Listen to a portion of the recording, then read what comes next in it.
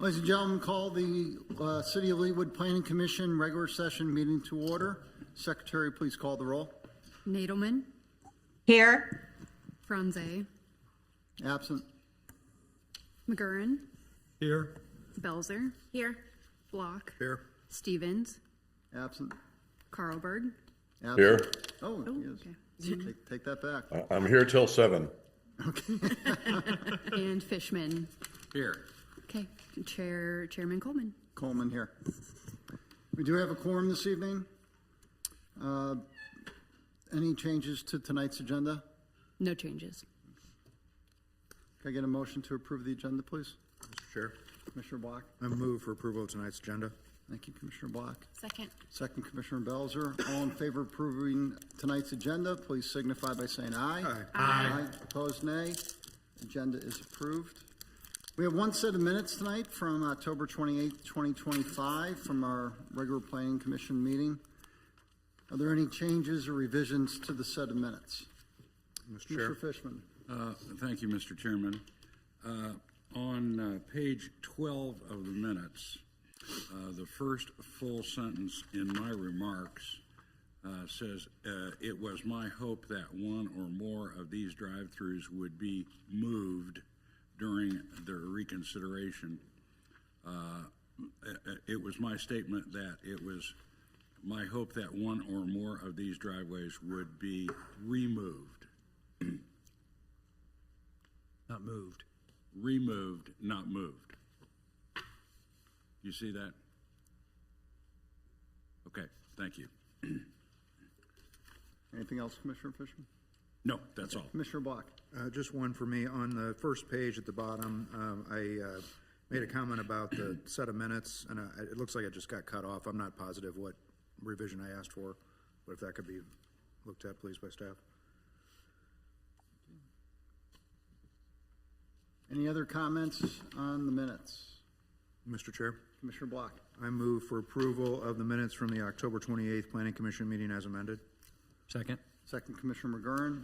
All in favor of approving the minutes as revised for Tuesday, October 28, 2025, please signify by saying aye. Aye. Aye. Aye. Opposed, nay. The meeting minutes are approved. Case 4725, Chadwick Place, Villas of Chadwick, has been continued to our January 27th, 2026 meeting. Moving on to the consent agenda, we have two items for the consent agenda, case 7825 and case 12325. Would any commissioners like to remove these from the consent agenda? Mr. Chair, Commissioner Block. I move for approval of tonight's consent agenda. Thank you, Commissioner. Second. Block. Second, Commissioner McGurran. All in favor of approving the consent agenda, please signify by saying aye. Aye. Aye. Opposed, nay. Consent agenda is approved. That brings us to old business. Case 10225, Regents Park. Request for approval of a rezoning of 4.66 acres from RP3, Plan Cluster Attached Residential District, to RP2, Plan Cluster Detached Residential District, and revised preliminary development plan located south of 135th Street and west of Kenneth Road. I believe this, Ms. Newer, this is yours? Yes, Carrie Kneller, senior planner. I believe it's 106-25. I think you might have said 102. Oh, just to I'm sorry. clarify. Thank you, 10625. Sure. So the Planning Commission did recommend approval in September, on September 30th of this project. However, there was a technicality. Do we have the PowerPoint up at all?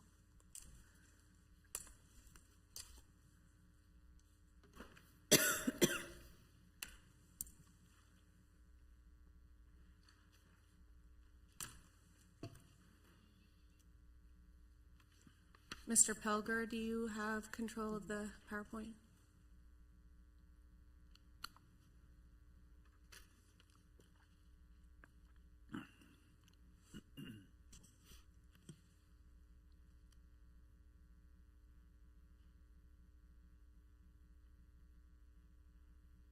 There we go. Okay, so this is basically a rehearing on that technicality. The legal description that was published to the public was off on the acreage for the rezoning district. The stipulations and the overall gross square footage of that area is 4.66 acres, and the legal description stated it was 4.125 in this case. Because the stipulation stated it was larger than what the legal description showed, it would need to go back to public hearing, so that's why it's back on your desk here today. And really, there have been no changes since that time that you approved it. It was approved 8-0 at that time. And that's a conclusion of my staff report. Okay, thank you very much. Any questions for staff? Okay. With that, I will invite the applicant to come forward.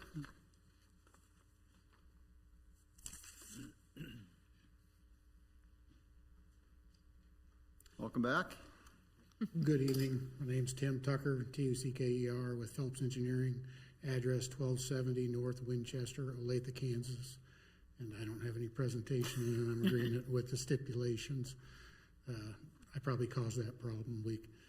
The zoning was 4.66, and then it went to the center of the street right away. When we did the final plat, unbeknown to me, we changed the legal description and took all the right-of-way out of the existing street. So that's what changed the acreage. And then I submitted the wrong one, so it got published short on the acreage. So it's a cleanup on helping for me. So I'm in agreement with all stipulations, and if you got any questions. Okay, thank you very much, Mr. Tucker. Any questions for the applicant? Okay, thank you. All right, thank you. This case does require a public hearing, and with that, I'll open up the public hearing. Is there anyone in the audience that would like to be heard on case 106-25? Commissioner Block. Mr. Chair. Seeing none, I move for closing the public hearing. Second. Second, Commissioner Belzer. All in favor of closing the public hearing, please signify by saying aye. Aye. Aye. Opposed, nay. Public hearing is closed. Brings us up to discussion. Any discussion from the commission? Mr. Chair. Commissioner Block? I move for approval of case 106-25 Regents Park, request for approval of a rezoning of 4.65 acres from RP3 to RP2 with the 28 stipulations. Thank you, Commissioner Block. It's 6.6. Did I do it? It's the same thing? Or instead of, You're what? 4.66. 4.65. Sorry. Time's a charm. 4.66, sorry. Okay. Second. Second, Commissioner McGurn. Any discussion on the motion? That was close. Okay, hearing no discussion, all in favor of approving case 106-25, please signify by saying aye. Aye. Aye. Opposed, nay. Case 106-25 is approved. Brings us up to new business. Case 117-25, Regents Park, request for approval of a revised final development plan and revised final plan located south of 137th Street and west of Kenneth Road. Ms. Mueller, this is yours as well? Yes, sir. Okay, please Carrie proceed. Caneller, Senior Planner. PowerPoint, please. This is a short one, but we put it together, so we'll show you what we have. So it's the next one. There we go. Okay, so with this is a FDP final development plan and final plat for the same development that was just presented as case 106-25.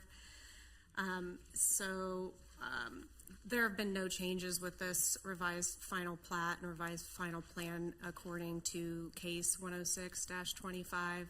The plat does show, I guess there's a change to the final plat that it's lots 19 through 25. It's a revised third plat for this development. 7 single-family lots now instead of 14 twin villas, and it complies with the previously approved deviations in the LDO. No other changes other than that, and that concludes my staff report. Okay, thank you. Any questions for staff? Could you show, sorry, Mr. Chairman? No, Commissioner McGurran. Thank you, excuse me. It appeared you had a slide beyond that. So phase 5 is what we're talking about, Yes, correct. which is obviously on phases 4 are all single-family housing now. Phase 5 is now individual villas that potentially look like these, but are not twin villas. They're single-family, they're single-family homes, Excellent, detached. excellent. And the entry into that is off of the rest of phase 1. It's off of the cul-de-sac. Okay, thank you. Oh, the entry into each individual home? Into the villa cul-de-sac. Yes, that's correct. You're correct. So the rest of phase 1, where the current twin villas exist, the models, and then everything else in phase 1 remains twin villas. Phase 5 has become single villas. Correct. And then to the northwest, there are existing that have been built out twin villas as well. Thank you. Any additional, any additional questions for staff? Okay, with that, I will invite the applicant to come forward. Tim Tucker, Tucker, Phelps Engineering, 1270 North Winchester, Olathe, Kansas. I'm in agreement with all stipulations. As mentioned, it's the exact same plan as the preliminary. The final is. We just changed the name on it, so everything's identical, other than there's an attached final plat actually platting the individual lots. Any questions for the applicant? What's the square footage of each of the homes are on? I really don't know. Okay. Off the top of my head, to be honest. Okay. Do you have a estimated price point? Price point is probably going to be 800 to $1 million would be my guess. All right, thank you very much. All right. Any discussion from the commission on case 117-25? Mr. Chair, Commissioner Belzer. I move for approval of case 117-25 Regents Park, request for approval of a revised final development plan and revised final plat located south of 137th Street and west of Kenneth Road. Second. Second, Commissioner McGurran. Any discussion on the motion? Okay, all in favor of approving case 117-25, please signify by saying aye. Aye. Aye. Opposed, nay. Case 117-25 is approved and sent to the governing body.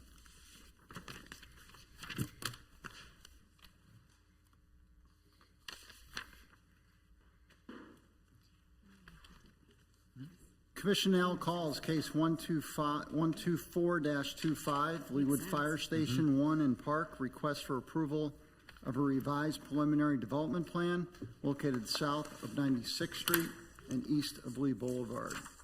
Ms. Burt, are you taking this one? Yes, thank you. Okay, please proceed.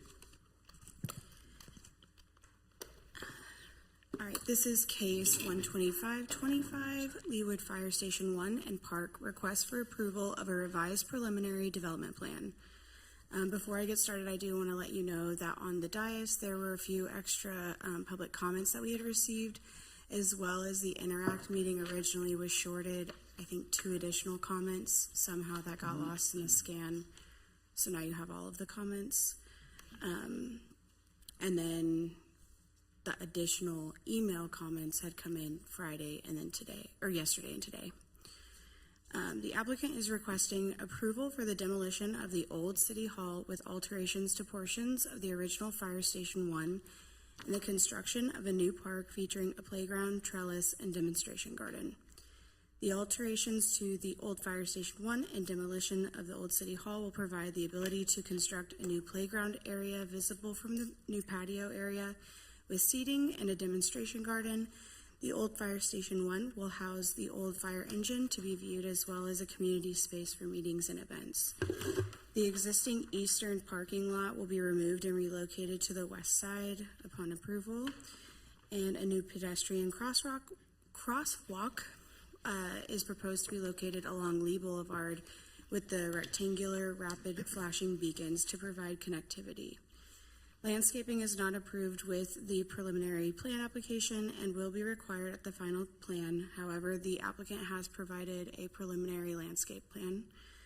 An Interact meeting was held on November 5th from 6 to 8 p.m. with 38 members of the public in attendance.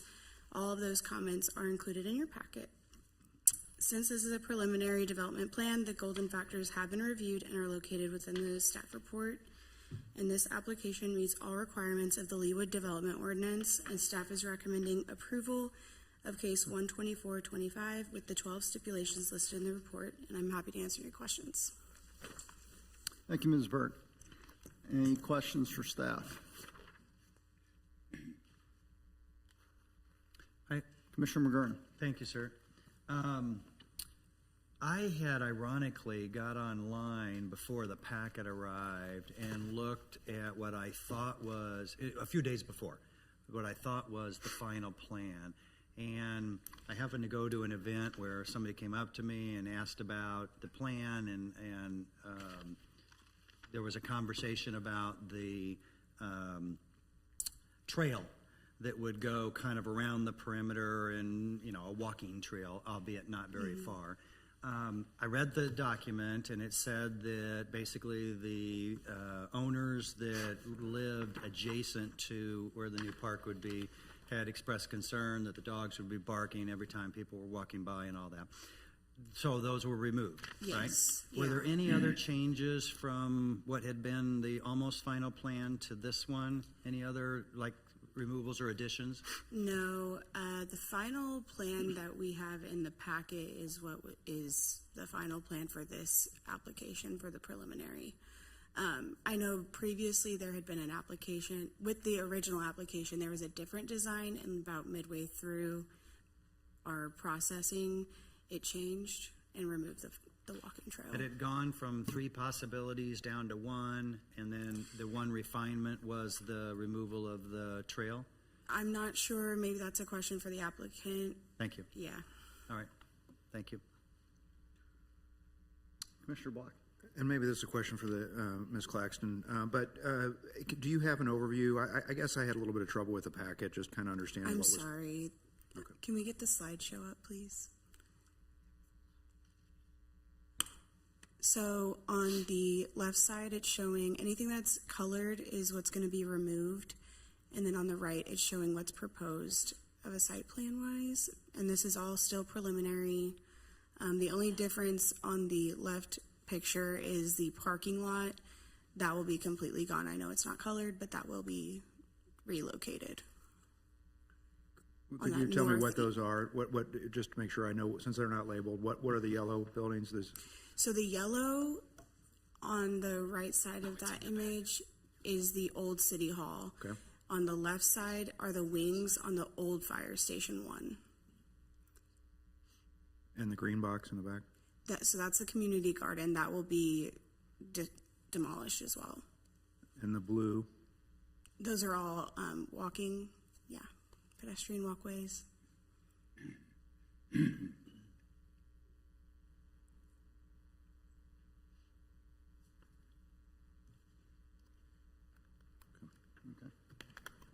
Thank you. Any other questions for staff? Commissioner Fishman. Thank you, Mr. Chairman. Can you tell me how this proposal came to be?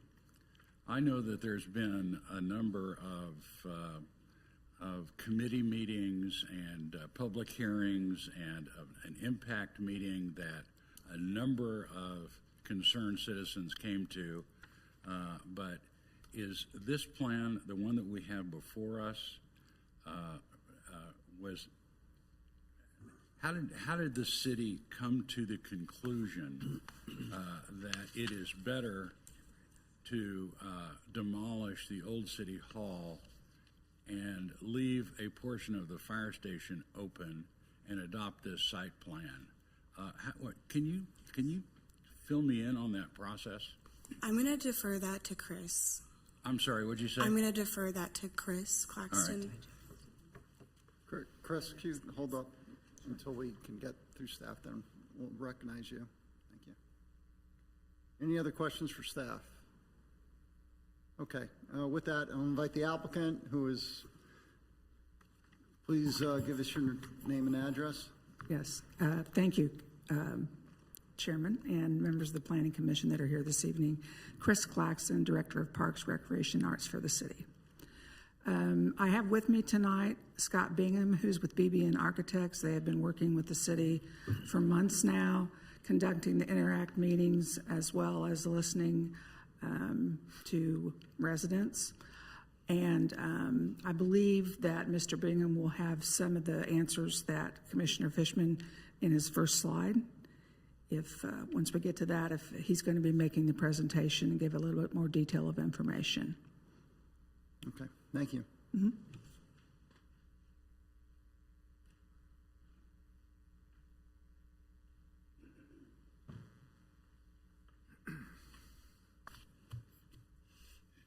Scott Bingham with BB&, Architects, 411 Nichols Road, Kansas City, Missouri. You'll see the presentation okay. Actually, my presentation is on a lot of these questions. This is kind of an outline of the meetings we had. We actually started back in January talking about the program for the site. In June, we presented a series of concepts to both the Parks Board and also the governing body. We had our first Interact meeting in July where we shared those concepts, which were actually a little bit different than the ones we prepared. We responded back to some of the initial feedback we received. Excuse me, in September, we had a meeting with the governing body to really talk about narrowing down the program, and that's where we got some important feedback on what should be included within that preferred concept. And then on November 4th, our second Interact meeting, we used that direction that we received from the governing body to present a preferred concept. Sure. Yes. Can you talk more into the mic? If you can Sorry, move it up so we can hear you a little bit better. We have difficulty with height this speakers year, on is this that- end. Is that better? A little bit, thank you. Okay. As far as a summary of that governing body meeting on the September 29th, was decided to remove the old City Hall building. The second idea was to enhance the old fire station with including a kitchenette, concessions, restrooms, multi-purpose space, and then also a display area for the former fire truck.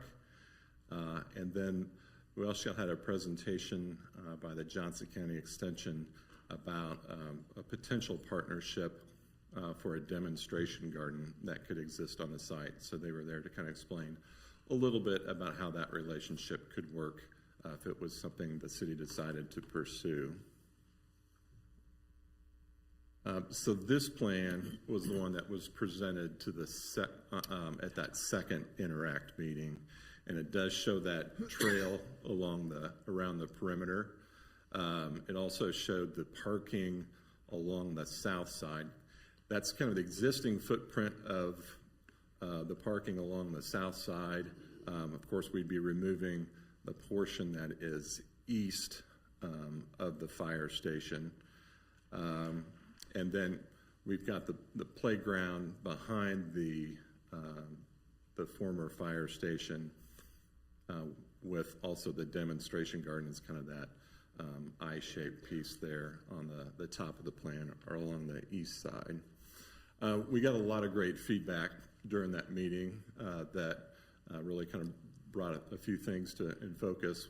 One was the parking location. Although it's less expensive to kind of keep that existing footprint, there was a lot of interest and keeping it closer to Lee Boulevard along the west side. And what that does is that frees up the green space, or probably would be overflow from the playground area, and keeps it towards the back of the site, away from any vehicular traffic. And then also creates a little bit more of a buffer to the residential area. There's been a lot of interest in minimizing the amount of parking that's proposed on the site. And so we were asked to explore some shared parking opportunities with the new fire station, or fire station number 1 to our south.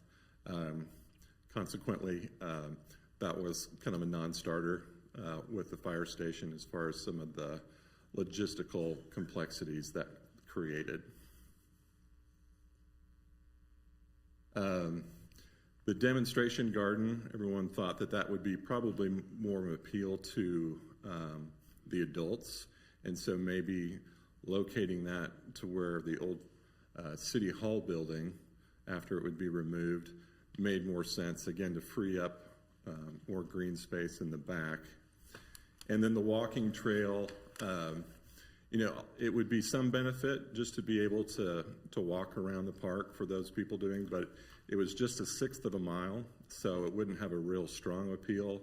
And another participant pointed out that if you were a parent with a child playing on the playground for that west half of that loop, you wouldn't be able to see your kids beyond the old fire station building. So we really felt like the benefits of the walking trail did not outweigh the disadvantages of the walking trail. And then another topic that was brought up was about pedestrian access, particularly since there's no sidewalk along the east side of Lee Boulevard. So questioning how do people walk to the park safely. And so the last slide, this is the revised proposed plan. Given that feedback that we got at that second meeting, you can see where the crosswalk was added there on the bottom of the plan. The parking obviously is shifted to the west side. We're keeping just about the same number of spaces that are there, but able to keep the existing oak trees that are along the street. That's kind of the darker green symbol that you're seeing on the plan. That destination garden is that circular graphic, and it's if you know the topography there, the old City Hall is 2 levels with a walkout basement. We're keeping it up at the higher level, just to give, again, a little bit of buffer between the garden and the fire station number 1.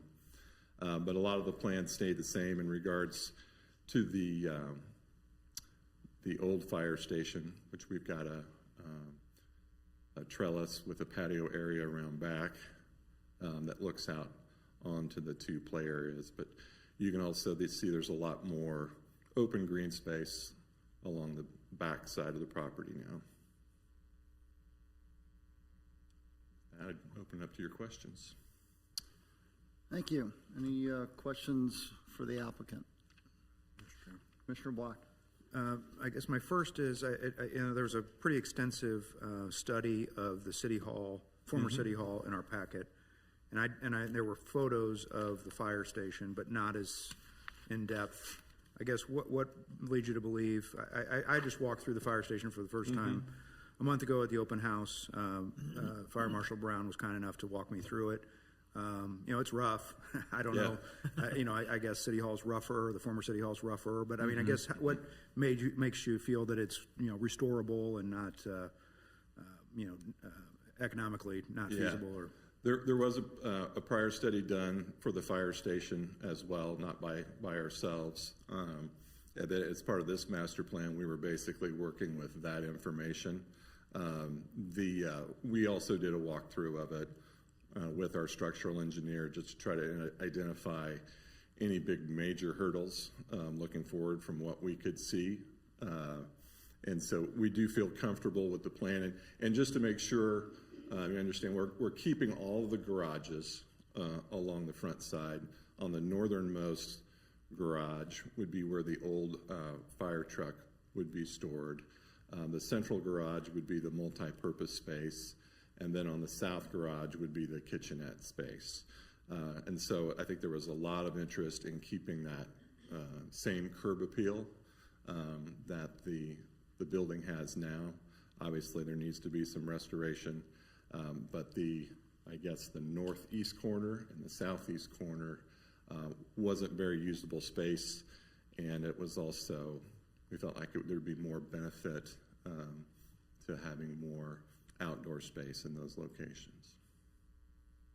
So on the east side, I guess when that portion of the building's removed, is the brick facade still within the building, I guess, currently, but will be exposed again? Yeah, there was some of that will be exposed. We've kind of accounted for that from a cost standpoint. We've done some preliminary costs for the governing body just to try to get an estimate for that. But yeah, we're going to keep as much of that existing brick that we can. I think you're probably well aware that there's been a lot of additions to that building. So it is a matter of kind of peeling back the layers on what was there originally. And then I have a question about the garden. It was a big packet, or a lot on this case, so I think I ended up getting myself confused on some of this. But I know it says demonstration garden on here. I think you, in your comments tonight, said something about a destination garden. Was that on purpose, or was that? That was a mistake. Okay. I misspoke there. It's demonstration garden. Okay, and help me better that was probably in the packet, but again, I think I missed it. No, it's quite all right. What we're modeling this is the county extension. If you're familiar with the Master Gardeners program, they have a series of demonstration gardens throughout the county. They have different themes, different functions, and we're really trying to keep that open at this point. We're really just trying to identify, is this something that the city is interested in having at this site?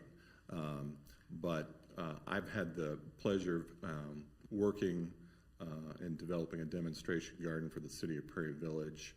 And generally speaking, the way it works out is the city is responsible for building the infrastructure of it. And then the master gardeners, all volunteers, they have over 300 throughout the county, would be responsible for maintaining that. So the benefit to the city is you would have a garden space that you would probably not have the resources to maintain otherwise without this group. The county sees an advantage because they're really trying to serve all parts of the county with these different types of, they really try to make it educational in different respects. And so it's worked out to be a great partnership with the city of Prairie Village. And I think that could work out well here too for Leawood. And then, so since this is a preliminary plan, is that why we don't have much detail on the play areas? I know there were comments correct. about inclusive, and that'll be worn out later. You're exactly right. We're not even saying how many structures at this point because it's really just a master plan. The only definition that we're giving is the general area, and then also the age groups that we're intended for. But that would definitely be coming along in subsequent plans once we start pinning down more specifics on what type of play equipment, et cetera. And then one last one. There was a lot of talk about a concession stand or some kind of, I don't think you said anything in your presentation. Yeah, there will be concessions planned.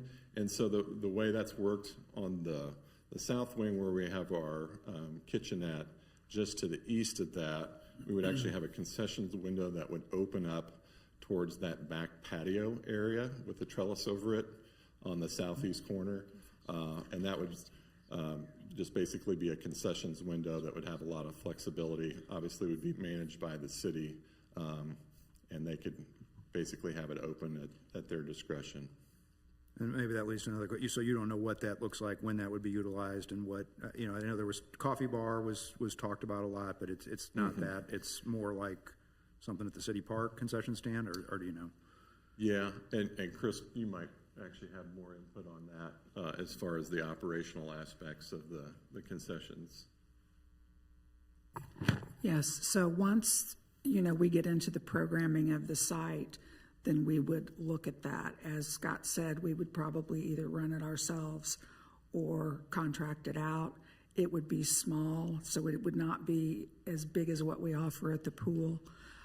More so maybe what we offer at during soccer, at the smaller stand that we just built. And there could be coffee, and other things there, but it would be on a very small scale. And then one more.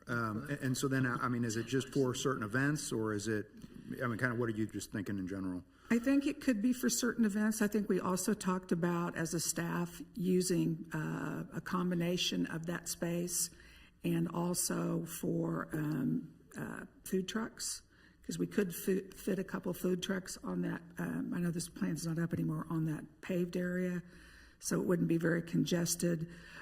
We also plan to do some of the programming in that multi-purpose space ourselves, in addition to rentals.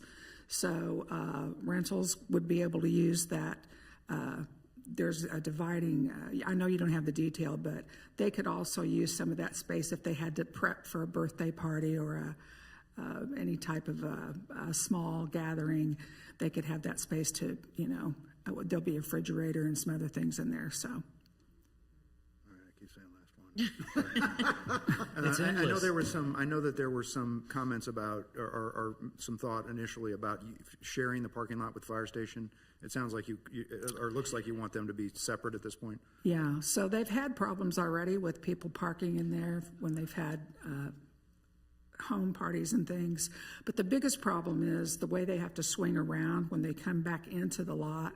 There's just not enough space back there to have additional vehicles At the fire station? At the new fire station. So that's why we abandoned that. Okay, thank you. Any other questions? Commissioner Fishman? I do have a question, thank you. This may also be premature, being that this is a preliminary plan, but I'm just curious, would it be the plan to have public restrooms in the fire station to be used by people that are utilizing the play space and the open space? That is correct. Yeah, we're going to have the doors in such a way that will be accessible. The bathrooms will be accessible from that east side during park hours, and then if anyone's renting the space inside, then they would, of course, have access to those restrooms as well. One additional question. During the consideration of this particular plan, was the governing body also shown alternatives where the old city hall was preserved and the area that's now where the fire station became the play area, and was, under that circumstance, was there more play area space or more open space under that alternative plan than there is in this plan? So to answer your first question, yes, there were multiple concepts shared with the governing body. We even had a plan to move the city hall building closer to where the fire station would be. And as far as the exact increased amount of green space, I'm assuming that there will be more green space and not having the footprint of the city hall included.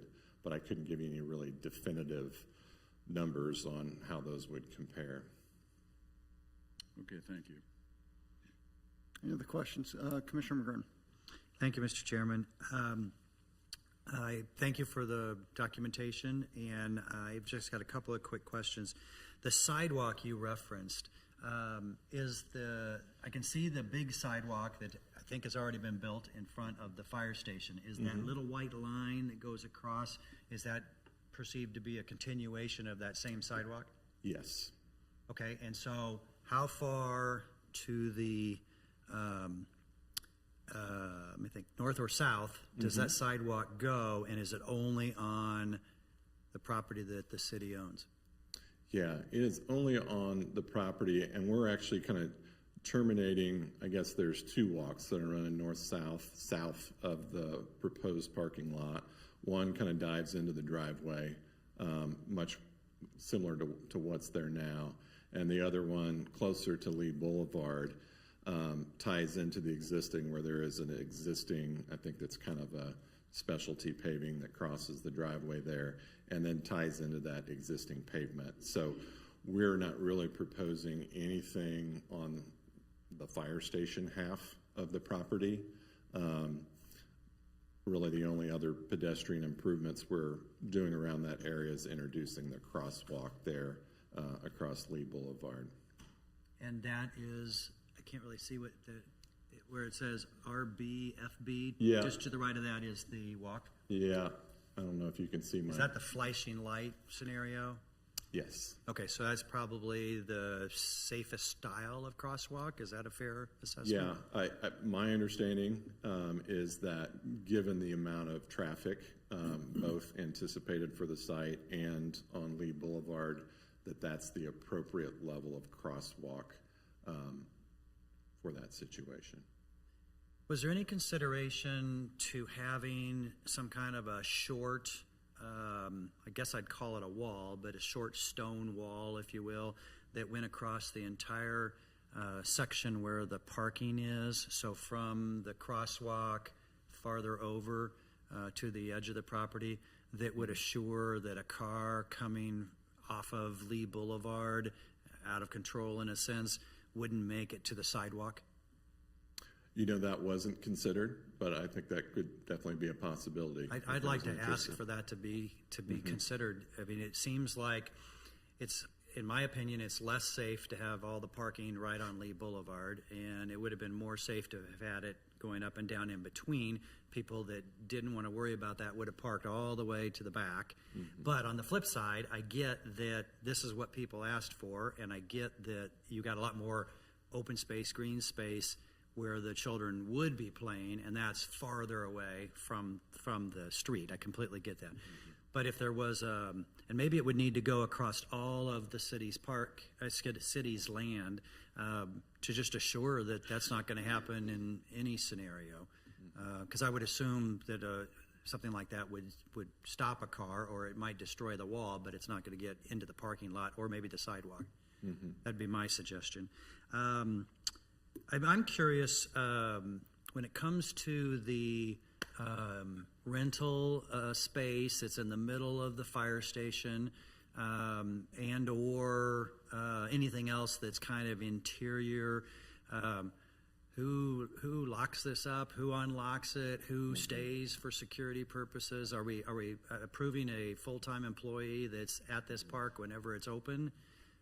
What's the status of all that? So we have rec attendants that currently service the fire station meeting space. So we would be coordinating both of those rental and use spaces internally. Terrific. Yeah. So we're not adding any more costs to do that, although that person would work longer hours.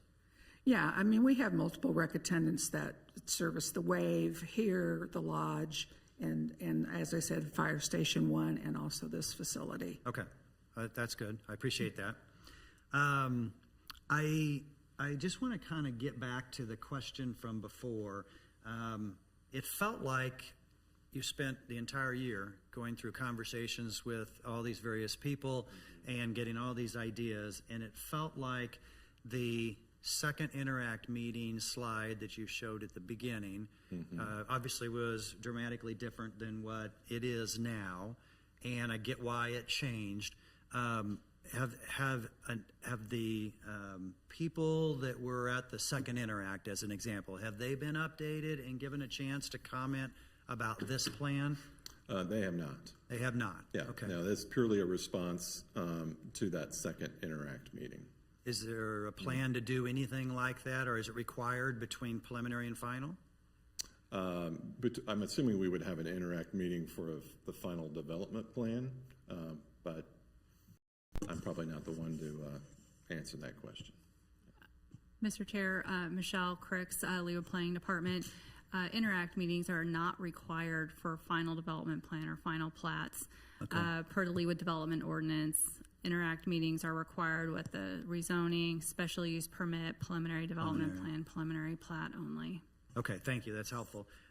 I've got a problem with the fact that this potentially doesn't go back in front of the community. I think it should, given what's happened on Lee Boulevard, given the safety concerns that are currently present in a lot of people's minds, I think we owe them the opportunity to come back and comment on this plan. That's my own personal opinion, but I think there's a step that seems to have potentially been missed. I would have appreciated having more insight about all this at an earlier point in time.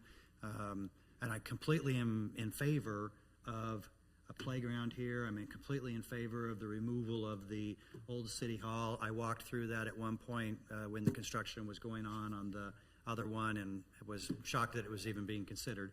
But I get why it was. In the grand scheme of things, there's a lot about this I like. The safety issues of having all the parking right up front and no barrier are highest on my list. And then I should finish. And the ability for everyone that came to any interact meeting and some notification to anybody that didn't, that's close enough to this, I guess, to have their proper input at the end. Thank you. Mr. Chair, if I can just make a comment, there is a public hearing tonight, and that's the time for input. But you aren't going to change the plan tonight based on anybody's input, right? And they didn't see this plan. They saw a completely different plan at the last interact meeting. So it seems like with everything that's happening, it'd be smart to take one more step. That'd be my own opinion. Thank you, Commissioner McGurran. Commissioner Belzer. Okay, thank you. Yeah, I'm going to piggyback on some of that. I completely agree that this plan is very different, and I understand that there's a public hearing tonight. However, it's Thanksgiving week. Not everyone is going to be able to participate. We have another packet full of comments from the public that we just received tonight. We had a lot of comments and information from the public, from people who are at the interact meetings. I agree that in light of all of these safety issues and the conversations that are taking place, that this really should go back to the public and have further comments. Can you put that slide back up? The final plan. Yes, so can you elaborate on the RRFB crosswalk? Mm-hmm. What does that stand for? I knew someone was going to ask that question. And I'm a landscape architect, but I have someone to the right of me that could give you a much better answer than I will. Brian Scoville, city engineer. The RRFB stands for Rapid Rectangular Flashing Beacon. And so given the speeds and the volume of traffic on this road, that is what the federal guidelines indicate as an appropriate traffic crossing measure. It is a newer measure that was recently, maybe in the last 8 to 10 years, has been approved for use. We've been wanting to use it for a while, and so about 8 to 10 years ago, we got approval to start implementing these. It does not require a car to stop. It doesn't flash a red light. So it does notify cars that there's pedestrians wanting to cross.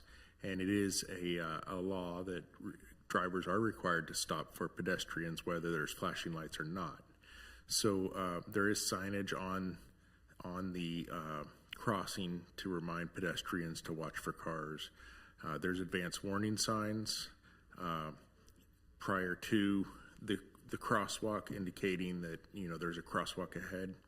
The pavement markings are enhanced with high visibility markings, so they're what we refer to as continental style or the piano key style, as opposed to just two white lines. So the RRFB, in combination with the enhanced pavement markings and the additional signing, provides several what we would call countermeasures to enhance the crosswalk. And then just something that we are discussing internally here at the staff level is what else can be done with these crosswalks, knowing that we don't, it's very challenging to justify going to the next level, which would be a pedestrian hybrid beacon or a hawk. In order to meet those FHWA requirements for that is very difficult. So we're looking at what else can we do to enhance these, and we're talking about adding an in-road sign, basically a sign post in the road that's crash worthy. So if it's hit, it doesn't hurt someone. And that additional signing in the road might help slow cars down and remind cars that this is a heavy pedestrian area. So we're looking at implementing that not just at this location, but at others in the city. What is the speed limit on the street right here by this? So I believe this is 35. Okay, and so I'm just thinking about the crosswalk off of 119th, close to State Line, kind of off High Drive, that kids use to get from, like, let's say Hallbrook to Leawood Elementary. Mm-hmm. Isn't that a light that when you push that button, the light turns red? Or does it just flash? Because it's flashing all the time. Is that a light that turns red when kids are crossing there? Because it's just a crosswalk in the middle of, it's not really even exactly on High Drive. So on 119th? Mm-hmm. I don't recall off the top of my head. I'd have to check to verify what's that, or what exactly is there. Okay, because I feel like it turns red and traffic stops when. So we have traffic. There are a few signals that turn red and stop cars for traffic. One is in addition to the hawk that I mentioned, separate from the hawk. So tell me what the hawk is. The hawk is a traffic signal where you press the button, and then there's 3 lights on a bar that's over the top of the road, and they flash red back and forth, and then they turn a steady red, and that requires cars to stop. Once cars stop, if there are no pedestrians in the crosswalk, they're able to proceed. So it kind of acts like a stop sign almost. Versus a regular traffic signal, a pedestrian pushes the button, there's a countdown timer, car stopped, they continue to remain stopped until the timer ends, and then they proceed with a green ball. So kind of a big difference between the two. The hawk is also a newer crossing measure that's been introduced that is very helpful and effective, but it requires a significant number of pedestrians, speed, and volume. So there's several variables and number of lanes to be considered. And we generally don't see that type of pedestrian volume except in front of schools. So we've implemented several hawks in front of schools recently, and we are continuing to do that. There is a signal in front of Brookwood on 103rd. Well, that's being proposed to be replaced with a hawk, as an example. Mm-hmm. Okay, thank you. I also have, I'm not sure if they're questions or just concerns about the concessions concept in a park of this size. It seems, I don't know if unnecessary is the right word. I'm very concerned about that as bringing more issues than benefits. This park is a small area, so kids and families are going to come to the park and play for a while. They can bring their own snacks, whatever.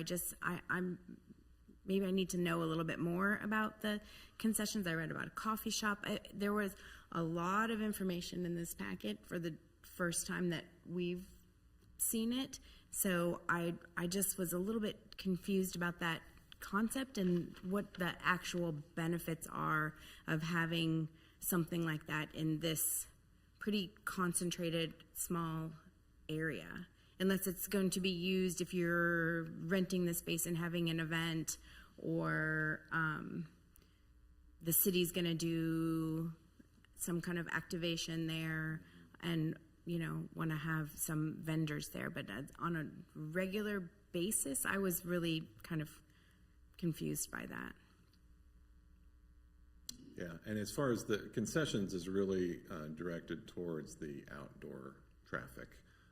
The kitchenette and that south garage would be more directed towards the people that are renting the space.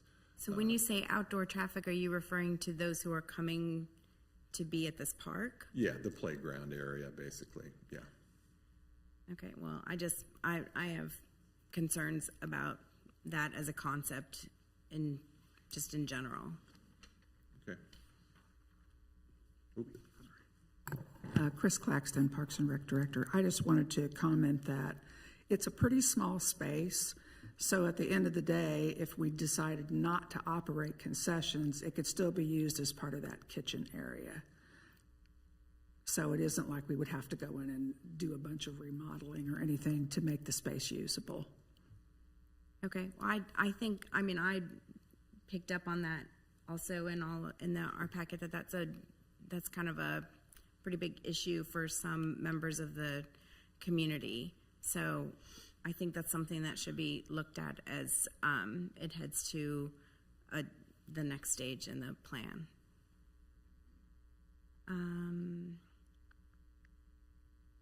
Okay, I think that's it. Commissioner Fishman. I have a quick follow-up question to Brian on the RRFB crosswalk.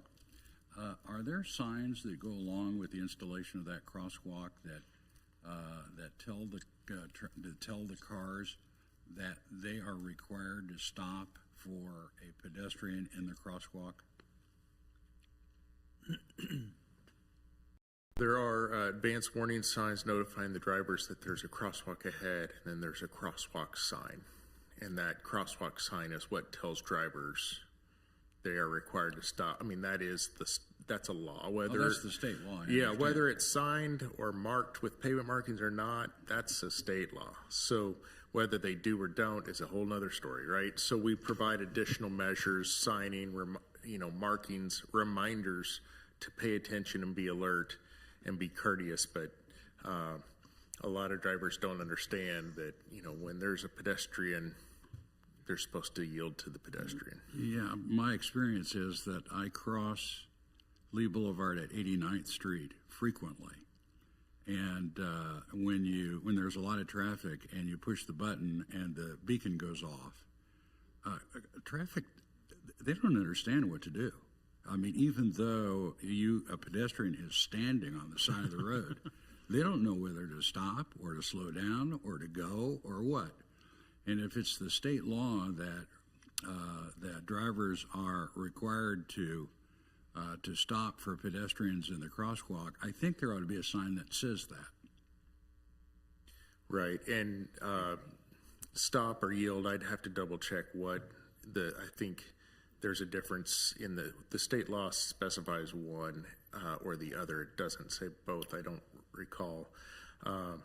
But I could look to see what other signing is allowed for these, if there's a different sign type that is compliant with the manual on uniform traffic control devices, and see if there's other signing that might be more helpful. We've been using what I would consider the standard off-the-shelf signing that is compliant, but there may be alternative signs available that we could look into. Well, that would be great if you do that. If drivers would understand that they really do need to stop there, and that is the state law, that would be ultimately more safe than what's going on now. So thank you. Any additional questions for the applicant? Okay, I have a couple for Chris and the architect. As you know, you have three of your former members of the Parks and Recreation Advisory Board sitting here. And this has been studied for, I'd say, at least 15 years since I was on the Parks and Rec Board. Yep. It has been the long-range plan. So unlike Commissioner McGurran, I have not had the chance to go through the old City Hall. And I've seen the pictures, I've seen the report that was in our packet. There's a lot of emotion to wanting to keep that building. And looking at the report and everything, I was wondering from an architectural standpoint, I know that was considered, but just to give me kind of a layperson's viewpoint of why couldn't it be? Or is it just the cost? Is it the mediation? I was reading about lead piping, possible asbestos. What can you tell us about that? Yeah, there was a lot of abatement that needed to happen. Lead, asbestos, mold. There were a lot of issues with the building itself that we looked and priced out what it would be to restore that. And it seemed to be cost prohibitive, I guess, from the governing body's standpoint, and particularly when given of what its critical purpose would be, it seems like all those purposes could be addressed with the old fire station building. From a historical standpoint, too, it was pointed out to us that the old fire station was actually the original City Hall before what is now considered the old City Hall building was constructed. So, yeah, I think really it kind of came down to a practical matter of the cost to restore a building that where the uses could already be found by restoring the old fire station. And when it came down to if it has to be one or the other, there was a lot more support for keeping the old fire station than the old City Hall building. Okay. Now the old fire station that's proposing to be kept, exactly, you have the kitchenette, you have a meeting room. Can you be a little bit more specific in what is going to be housed on the inside of it? Yeah, I think, and stop me if I'm repeating myself, but that north garage is where we're going to be storing the old fire station. And then the larger central garage will be that multi-purpose space that people can rent. We want to make sure that that kind of opens up both for viewing to the north garage and then also for use to the south garage, which is where the kitchenette would be located. And then we're kind of using what I'll call the east wing. That's going to be essentially a hallway with the public restrooms that again will be accessible to the general public even when that space isn't being rented. Okay, so the bathrooms, unlike some of the other parks that we have now, where we have put facilities for people, there's going to be an exterior entrance to the bathrooms? There'll be an exterior entrance, but the door to the multi-purpose space would be locked unless it's being rented. So it would be worked out such where we would have limited access to the restroom for a majority of the time, and then you would be able to get access for whoever happens to be renting the multi-purpose room space. Okay. Will the multi-purpose space be able to open up to the exterior, or is it going to be completely enclosed? We've talked about that. There's some challenges or some drawbacks, I should say, in having those doors operable, just as far as from a heating and cooling standpoint, energy efficiency. I think that it's probably still on the table of whether we want to have those doors open or not. I heard Ms. Claxton state that the new fire station also has meeting space in it for public use. Is that correct? Yes. Okay. Concern me is that we have a lot of meeting space now. It's kind of funny. We hardly had any before. Now we have the Wave. We have the new fire station 1. We're going to have the old fire station. I mean, how many meetings can North Leawood handle? It's kind of funny because we went from 0 to like 3 in a couple years, but that's a lot of meeting space within just a couple miles of each other. So again, that multi-purpose space, which is why we're calling it that, will also could be programmable for the staff. So maybe there's a yoga class up there, maybe there's a kids' art class or something like that. So it wouldn't just be rental space. And again, we're controlling the use of both the space in the multipurpose area of the old fire station as well as the meeting space in the new fire station. Now, of course, we work with the fire department to make sure we're not, because the other part of having that as the option is that we would know what's going on at both locations, so we could, make sure we're not having conflicts with parking in that space. And is the parking lot too big? I mean, I saw, 35 spots in it? Well, that's, driven by the space, the interior space of the fire station, the old fire station remodel. So that's depicted, with codes, so. So you need 34 parking spots with codes. Okay. All right. Any additional questions? Commissioner McGurn. I'd like to just follow up and reconfirm. My recollection of the interior of the original two-bay station is that it's got a beautiful wooden interior roof, if you will, if you're looking at it from the inside. Is that all being maintained and not covered up? Yes. What's there today? All that brick as well on all the sides is in Great. very good condition, as well as the ceiling that you mentioned. So we would want to keep the integrity of that space as much as possible. That was beautiful. Thank you. That's great. Thank you. Any other questions for the applicant before we move on? Okay. Okay, before we get to the public hearing, let's do a quick 5-minute recess, and then we'll begin the public hearing at that point when we come back.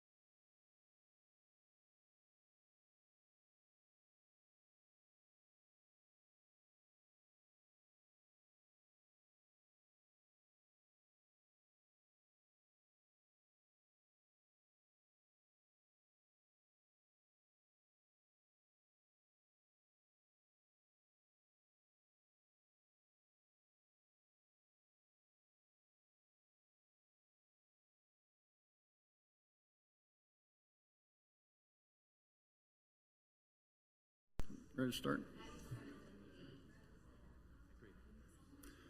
Okay, ladies and gentlemen, we will continue with our meeting. Next up is the public hearing. There was a sign-in sheet on the outside of the city council chambers. I'll go through the sign-up sheet, and then if there's anyone else that would like to speak, you're more than welcome to speak, but because of the folks that signed up, we'll just go in order. Is Dennis Marighetti? You're welcome. Please give us your name and address for the record. Dennis Marighetti, 9618 Lee Boulevard. Okay. Everyone will get 4 minutes tonight to speak. In front of you is a little color-coded system. You'll get the yellow at about 30 seconds, and then when the 4 minutes is up, it'll red and beep, and Very good. and then you're done. I live right across the street from the old city hall. Actually, you walk down their sidewalk, it goes into our driveway. The thing I was concerned with initially, before we started talking, was the crosswalk, and that it was positioned so close to our driveway.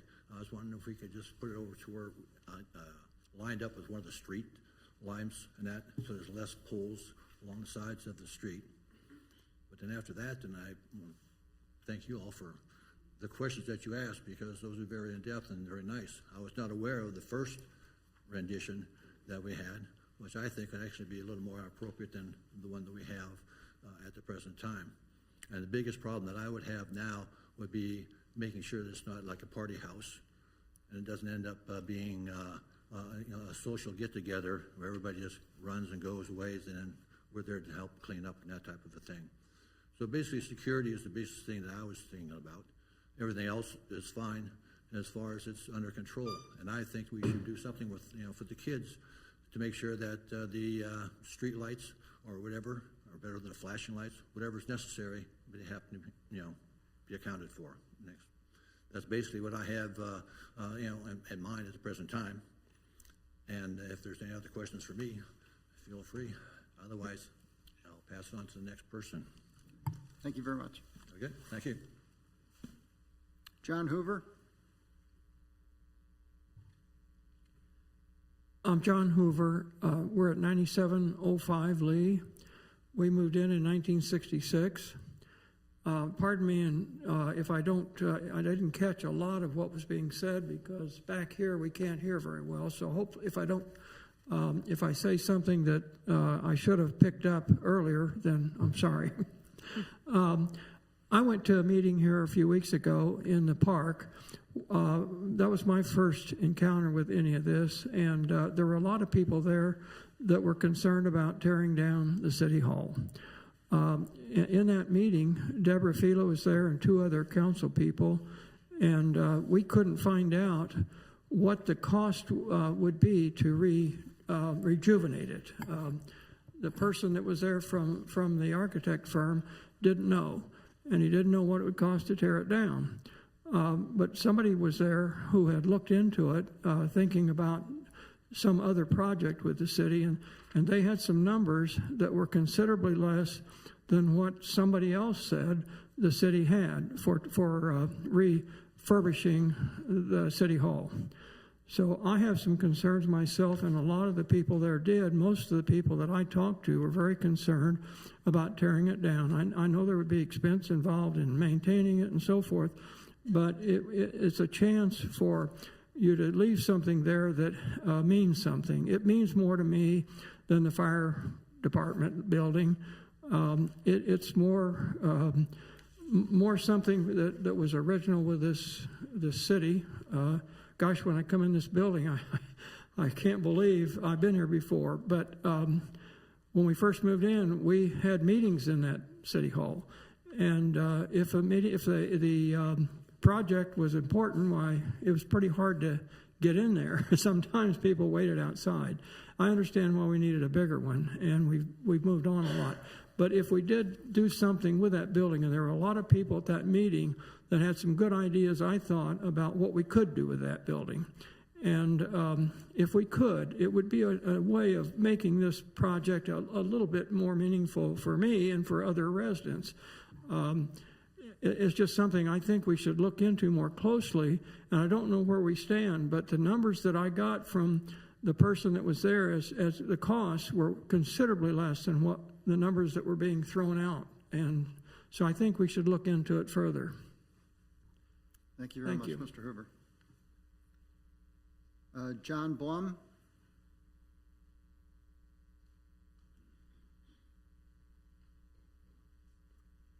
My name's John Blum, Jon Blumb.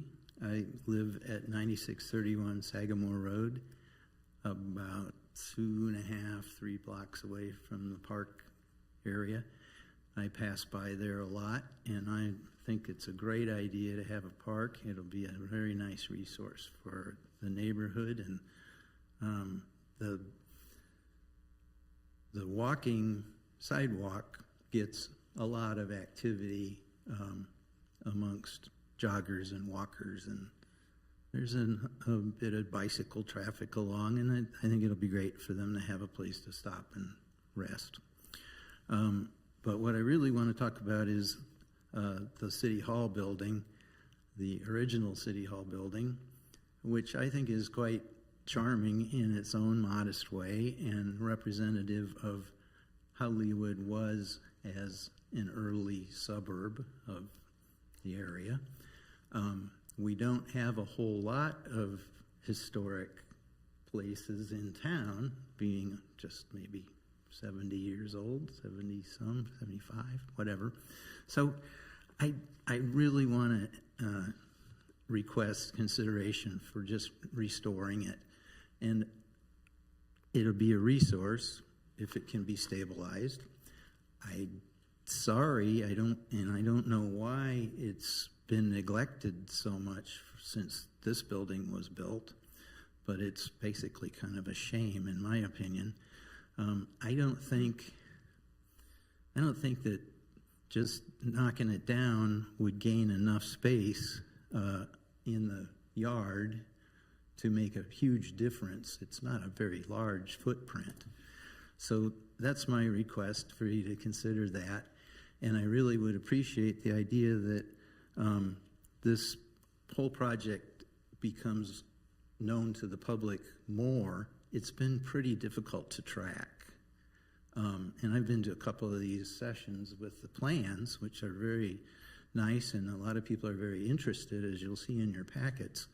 But it's just kind of hard to keep up if you don't actively look online and talk to the council people or find out what's going on. And I think I really appreciate the Parks District being involved in it and interested in it too. It'll be nice.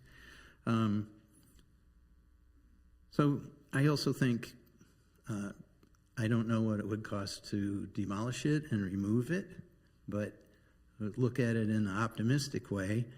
If you didn't spend the money to demolish it, you'd have that money to use on the restoration as just a contribution in effect. So thanks for listening to my opinions, and thank you for thinking of these good questions tonight. I appreciate it. Thank you. Andy Swisher?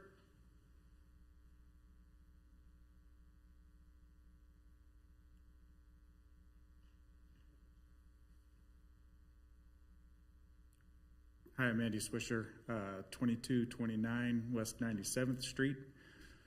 I have some opinions on the layout and design of that, but my sole reason for being here is pedestrian safety. I really believe that we need to have a sidewalk on the east side of Lee Boulevard. I have 3 kids. They all go to Brookwood. And there was a recent crosswalk on 98th Street installed here just this past year. I a dozen times had to walk through that with my kids to teach them how to use that because of the propensity of cars that don't have to stop at the crosswalk. Multiple times while teaching my kids, pushing the crosswalk, watching cars cross by while the lights are flashing. I feel like those crosswalks kind of give a false sense of security on that with kids. And they really need to be taught to watch for the cars, make sure the cars stop before they even cross. So that's one of the things, increasing pedestrian and especially child pedestrian traffic to this area that has to cross. So if we're on 97th Street, we've got to cross there or go down to 98th Street, cross there, come back, and then cross back again to get to the park there. So that's a multiple times, unless we're walking across people's front yards, that we'd have to cross Lee Boulevard.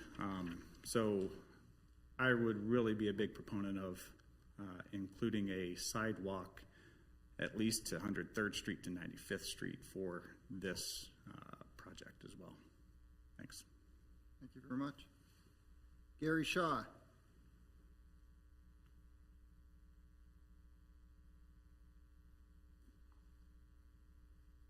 Good evening. My name's Kerry Shaw. I live at 9618 High Drive.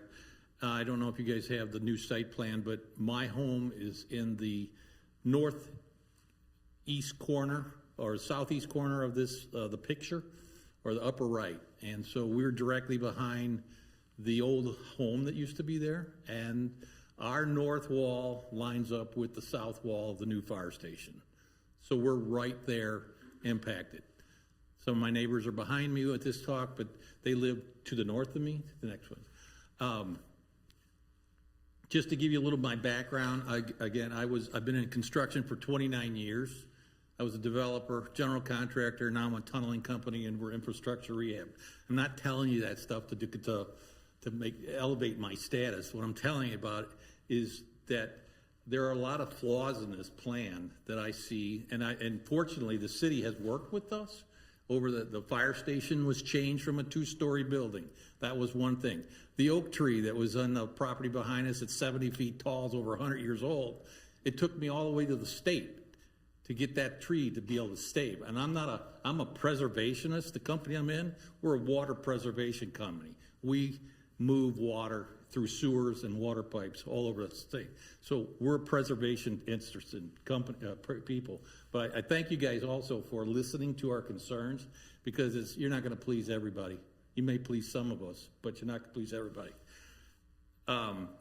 We have done work all over the United States. This building, this city hall, would not be being torn down if we were in Washington, D.C., Alexandria, Virginia, Charleston, South Carolina. Those two buildings that are nearly 75 years old would still be here. There'd be a better use for them. When we moved in, there was a police department right behind us. We knew the names of every one of those policemen. We gave cookies to them. We gave them donuts. They would come in. We'd talk to them. The people to the north of me, their kids used to play with the firefighters, wiffle ball in the backyard. When we moved in, this is a functioning city services site. This is not a park. This is not something where people should be actually mingling. That fire truck, we've seen it for now. I've been here since 2012. We've seen it when those guys have to get out of there. It's serious, and it's not easy for them to have to maneuver between what's going on. The reason there are no sidewalk on that side of the street is there's no parking allowed on that side of the street. Those fire trucks have to be able to get in and out and up that street in case there's traffic. So some of this going across, I can't imagine the poor family that's got that blinking light in front of their house, but we lived through the new fire station. We like the new fire station. What we haven't gotten since we've actually asked, and after talking with Brian Anderson of the Parks Department before he retired, when he realized all we were asking for on all of our 4 houses back there was a berm with pine trees. That's all we were asking. We get some architecturally designed little things that aren't going to block anything. My dogs stand taller than the bushes that as high as they'll get. And so the other day, fortunately, I did get to talk to the park superintendent, and he talked about replacing the dead trees. If you look at that design and you look at the sparsity between what's there on that rock hill behind the Brown's house, which is to north, and what's behind mine, you guys would be, if you saw the light that we see and you see the noise that we hear and something like that, you guys would say, hey, they're not asking for something unreasonable for more trees, a lot more trees. But the other thing that we're asking is there's a fence on top of the retaining wall. It's for safety. We want that fence extended to the north and extended to the south property lines and brought from that east boundary to the street of Lee, and that so that we have a barrier between our properties and the park, whatever you end up. And the reason I'm asking you this, and this is not something that could happen, it has happened. When the police department left, the trees that used to be that ground between the house and the old police department, people were camping in those trees. How did I know that? Because my dogs would go out at night and they'd start barking. I'd walk back there and I got talked to a couple fellas and said, hey, fellas, this is not a campground. Sir, I know. Thank you very much. We appreciate your comments. What's that? We appreciate your comments. Your time is up. My time is up? You Yeah, gotta be kidding. that's why That's 4 minutes? the buzzer's going. Anyway, we need a fence, no concession stand. I have the covenants and restrictions here from 1951. I also have the releases. Item A, Mr. no Shaw, business Mr. buildings Shaw. shall be erected.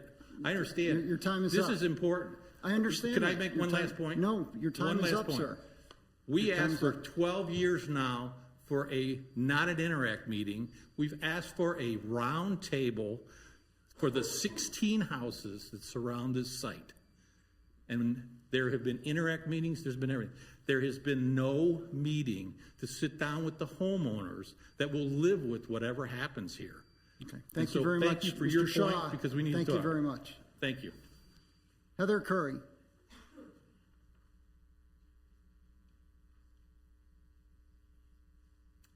Good evening.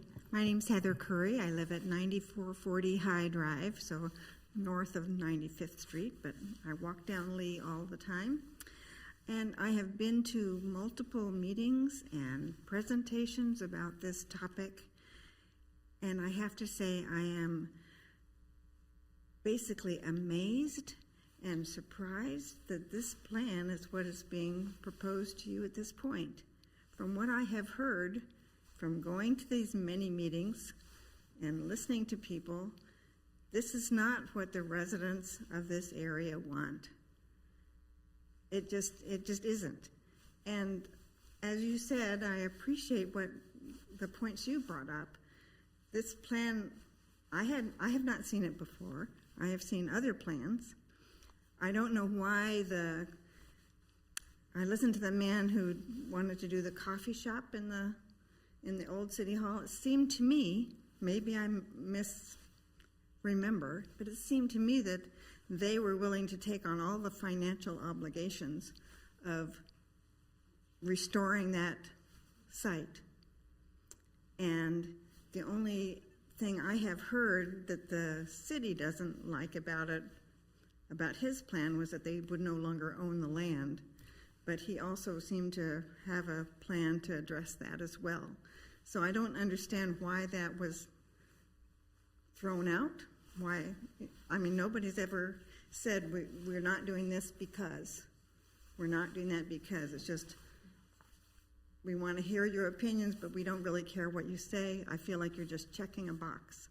And then I know this is your regular scheduled meeting time, but it was just kind of icing on the cake that it's Thanksgiving week that you have your public meeting. So I really wish you would reconsider this whole plan. I know it's been years. Let's do it right, give it some more time, and listen to what the people have to say. Thank you very much. Thank you, Ms. Curry. Ellen Brown.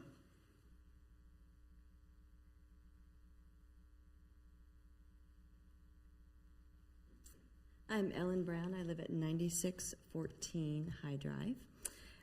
I wanted to thank all of you for listening to what we've said in the past. I like all of your questions. It seems like you put a lot of thought into it. And looking at the site plan, and I have been coming to these meetings for 13 years since I've moved into this house, and I have heard every iteration of everything that's been talked about. If you look at this current site plan directly to the east where it says play area, and then there's a green space, and then that's a fence line of someone's house. So I don't understand like why those, I've heard that it's not exactly how the landscaping is going to look, but I don't understand why those trees are there and then there's all that green space into someone's backyard. Directly to the right of that, which would be the south, is my house. And there's also not any plantings behind my house. We were promised a berm, we were promised tall trees, we were promised lots of things. At night, my house kind of looks like a Walmart parking lot because the doors for the fire station are clear and we can see everything that's going on in the fire station. And when they first put those lights up, they were 10 feet too tall.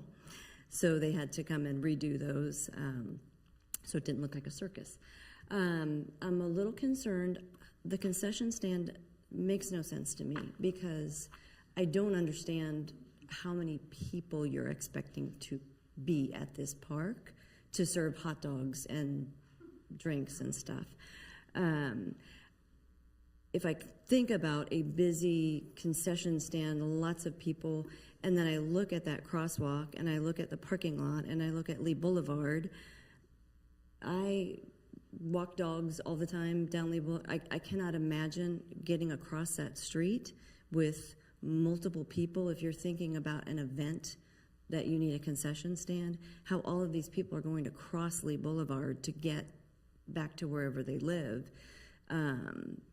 With a parking lot, people trying to turn left into the crosswalk. I just don't understand that. I'm also concerned about lighting in this whole building area. Again, Leawood has not done a great job protecting the neighbors to the, would that be the south or the east, behind this fire station. We see all of that light in our backyard. So I would ask, again, that there's a berm, that there are actual trees, not juniper bushes or dead pines, placed back there. And I think that is it. But again, I appreciate all your thought that you've put into this. I like the green space back there. I don't really understand what's going on with the fire station, but we'll kind of figure that out as we go. I just hope that you protect the neighbors who, that's our backyards, and we hear everything that goes on, and we see all the lights, and thank you for understanding that. Thank you, ma'am. Olivia Byram.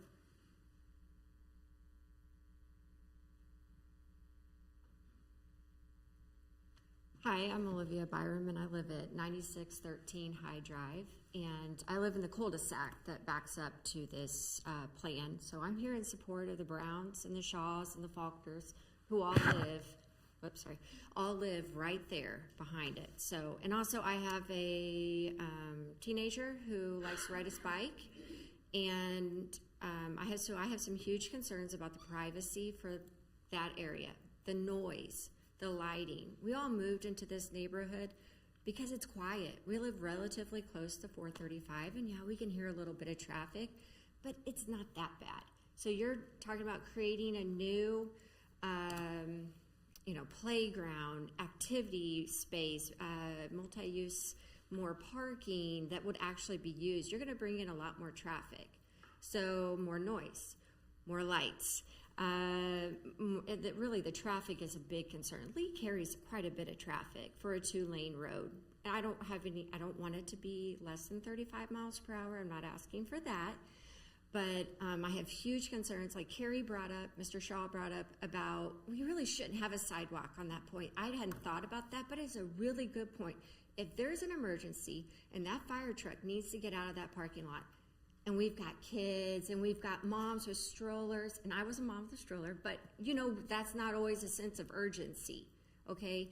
They need to get out of the way. That's a safety concern, having a sidewalk there. So I don't think that's a solution.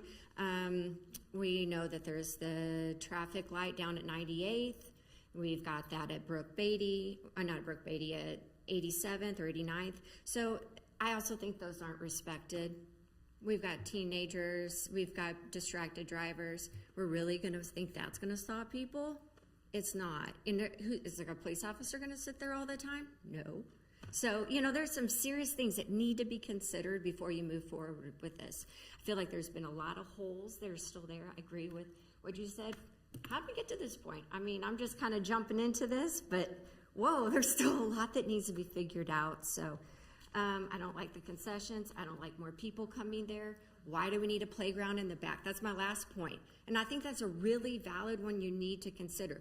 Why put the playground behind the fire station where it's not visible? Okay, yeah, we might have a random driver that might veer off and hit somebody. But what do you say about Brook Beatty? That's right there along the road, okay? That hasn't happened. Anything could happen, right? We can't prevent accidents. But you're gonna put a playground in the back where people can hang out, right? Hang out, do things they shouldn't be doing in their backyard. So move that. Move the demonstration garden to the back. That's not going to be used very much at all. I'd really like to, that needs, I don't know why the point of even having that, but move the playground over where the demonstration garden is. That'd be an easy fix. You're going to have lights on it all the time because homeless people, our transient population is going to go to your bathrooms. They're at 95th and Mission. Just a concern. So that's all I have to say. Thank you. I really hope you consider those things. Thank you very much. Is there anyone else in the audience that would like to participate in the public hearing or online? Yes, sir. Please come forward. State your name and address for us. Sure. John McElroy, and I live at 2327 96th Street, so just to the north of the community garden, which we've enjoyed. My concern, first of all, has to be about the safety of the kids, and so we walk Lee Boulevard pretty much every day. Between the bikers, and there's a ton of bike traffic. So that's a concern, is you now have a parking lot where people are going to be coming out, and it's going to introduce danger to those bikers. I think not having a sidewalk, I understand why there's not a sidewalk because of the fire station, but I think not having a sidewalk is definitely a concern for the children that would be coming to the park. My initial complaint about this in the very beginning, which is this has been going on for 7-8 years or whatever it has been going on, is I can't imagine putting a park next to a fire station. I think if you look around the country or whatever, I'm sure that's not ideal to have fire trucks that have to rush out in an emergency, and then you've got children and scooters, and we know about the scooters. So that's a major concern. And then just, again, having all the scooters coming into the park is a concern.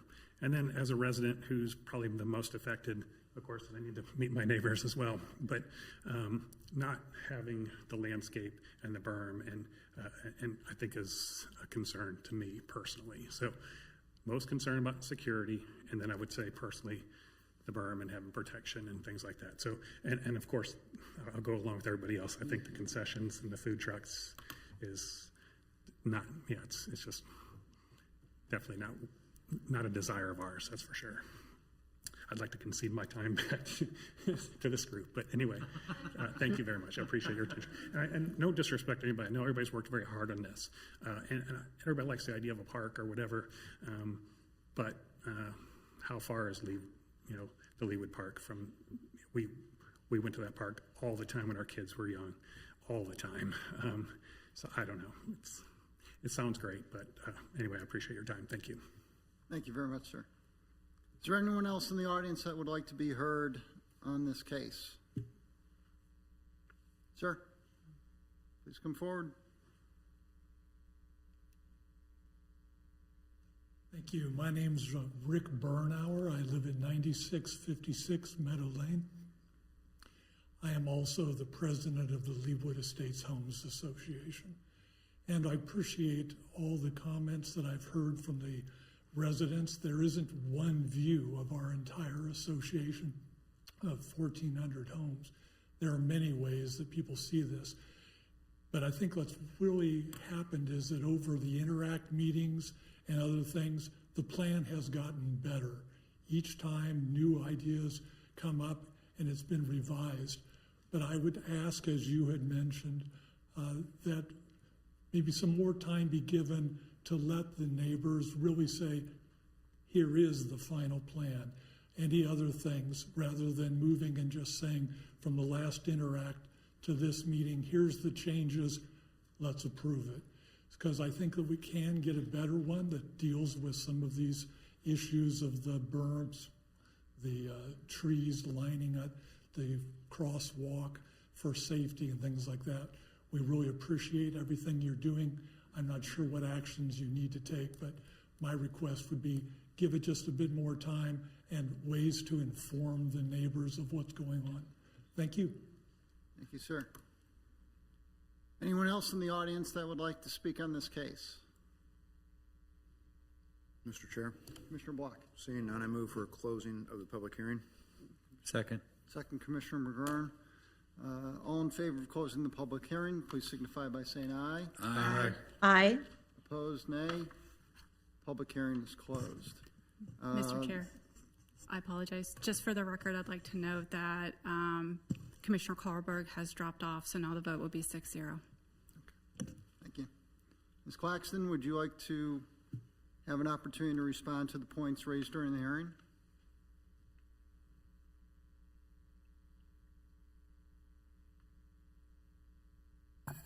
Yes, thank you, Mr. Chairman. I would just say that there had been quite a bit of desire, I guess is the right word to use, since 2010 when we first started talking about this space, to have the green space, to have something more than what was like at Brook Beatty, and also just the play features. When we talk about a playground, it's a little bit different. A playground to me is structural. That is not something that we're proposing for this site. We understand that the neighbors do not want to draw a lot of people. When you have a destination playground, like you have at our bigger parks, the all-inclusive playground, Tomahawk, those will draw people from all over the metro, depending on what type of, amenities you have there. So I think that staff is cognizant of what we would try to do there. I can't speak to anything about the city hall because that's not something that the staff, that's a governing body initiative. So I think we would continue to work with the residents as we've tried to do in the past. So those would be my final comments, and I don't know if Scott would have anything that he wanted to add on the comments. Scott, give you an opportunity as well if you wish. I guess just one short item in regards to the vegetation and screening around the perimeter. What we had shown is based off an existing survey where we saw existing trees and we just tried to infill where those were. My recollection is some of those properties already have fences, some of them don't, and so there may be a need to infill there, but we'll be responding to all the requirements of the LDO as far as the screening requirements that would occur along that perimeter. Okay, thank you very much. Okay. All right, that brings us up to discussion. Any commissioners like to discuss this case? Mr. Chair. Commissioner Block. I'm happy to start. There's a lot there. I appreciate the comments, like I said, the large packet. My time as the commissioner referred to, I go back with him to the Parks and Advisory Board some time ago. I think I've been a volunteer between this commission and that committee going on about 15 years, so I've been involved in those. The thing that I remember from much of that time is the need, the desire, the requests for more parks north of 435. I do live in the south, and there are a lot of parks down in my part, and my recollection is there have been a lot of comments over the years about needing more recreational or just park areas, pocket parks. I don't know exactly what the terms have been used over the years, but smaller parks in the northern part of the city. So I guess that maybe just starts my comments of, I think this is a unique, beautiful, use of this space that I think would really be an asset to the city overall. Again, I appreciate the folks that back up to it. I think, the city was overrepresented, obviously, with the folks here, that it was not a bigger, comments. I understand that the personal, whether your property touches this property, I appreciate all those comments. But I think for the greater good of the city, I think something along these lines is, or this plan, I should say, is very nice from my perspective. The city hall, the old city hall, I think the reference to the fire station actually being the original city hall, I think has more historical significance to me. The cost, and as a taxpayer in this town, I don't know that I want my tax dollars to go to restore a building that the experts have said is beyond restoring, basically. I think of my own house and the upkeep. My house is only 30 years old, and what it takes, 25 years old. So, to do all that for this building and then have folks come out and say, we don't want you to use it for anything public, seems like a waste of time and money to me. So again, whether the park, I think being close to a fire station, the fire trucks are not at full speed coming out of the fire station. The sidewalk, I think that the comments that were made about the sidewalk, this is a preliminary plan. I think that stuff can be fine-tuned with the final. The landscaping is not part of the preliminary plan application, as was mentioned. Again, I know that there are negative things with everything that we take on as a community, as a body. There have been lots of times for folks to interject on this. I think we could continue this to next month, next year. 5 years from now, there's still going to be people coming out with opinions. I think it was said pretty well that not everyone is ever going to be happy with no matter what we do or don't do. So with that, I think that this is a fine proposal, and I am supportive of it. Thank you. Thank you, Commissioner Block. Commissioner Fishman. Thank you, Mr. Chairman. I'd like to start my comments by saying that I agree with Commissioner Block that this is a great place for a park.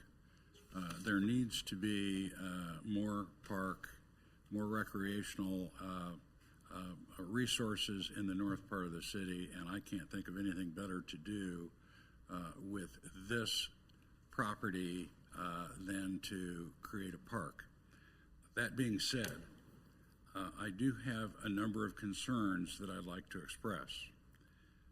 Let me tell you that I have been a resident of Leawood, probably living 4 blocks from this location since the early 1950s. And from my standpoint, there is nothing more emblematic, no building more emblematic, I should say, as to what Leawood was when it was first developed. There's nothing more emblematic than the old City Hall.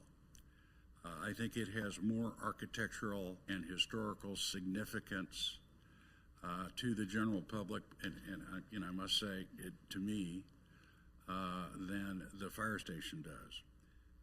So if we're interested in preserving history, I think that is more well done by saving the old City Hall. Also, let me say that there's been conversation about the cost of maintaining the old City Hall as opposed to the fire station. I'd like to note that it may be very expensive to rehabilitate the old City Hall. However, I've seen nothing about the expense of rehabilitating that portion of the fire station that will remain. And so you can't really argue about cost because both alternatives have a cost. Neither cost is known. You're actually going to take, the plan is actually to take down a portion of the fire station. Until you get into that, you just don't know what that is going to cost. I also want to note that I've read all of the comments that were made by the citizens from the Interact meetings, and my informal guess is that those people wanting to save City Hall outnumber the people that are in favor of maintaining the fire station by, I don't know, maybe a factor of 4 or 5. So most people, it seems to me, want to maintain City Hall. The playground in the current plan is a concern because it is buried back behind the fire station. And I really don't think it is safe for children to be playing in a playground that cannot be seen from the street. It is hidden back there, and I don't think that is an appropriate place to put a playground. If I were designing this, I would maintain City Hall, and I would put in a nice playground and this garden on the north side of the park, and I think that would be a better use. But I've not gone to these city meetings. I haven't gone to the committee meetings, et cetera, and I kind of feel like I'm throwing cold water on a plan that a lot of people have spent a lot of time considering. But I think it's my job to just tell you how I feel about this plan. And I do understand that pedestrian safety is a huge, huge concern. There are no sidewalks on the east side of Lee Boulevard, and there just aren't. If there were, it would be a different situation, but there aren't. And putting sidewalks on the east side of Lee Boulevard is a much bigger issue than we are dealing with tonight.